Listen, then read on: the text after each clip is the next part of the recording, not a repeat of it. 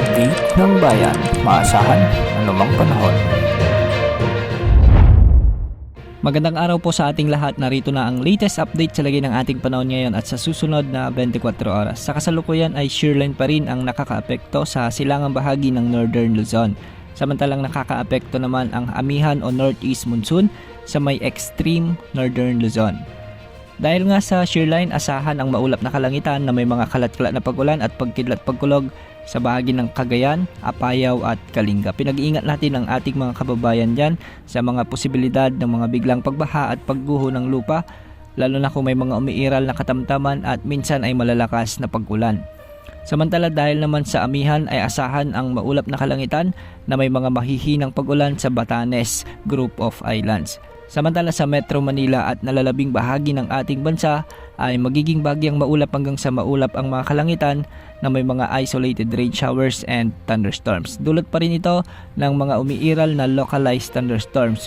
Kaya sa mga lugar na bigla ang inuulan ngayong hapon o gabi ay pinag-iingat natin dahil posible pa rin ang mga biglang pagbaha at pagguho ng lupa, lalo na kung may mga malalakas na pag-ulan dulot ng mga severe thunderstorms. Samantala sa kasalukuyan ay wala pa rin tayong namomonitor na potensyal na sama ng panahon gaya ng LPA o bagyo na posibleng pumasok sa ating area of responsibility hanggang matapos ang linggong ito.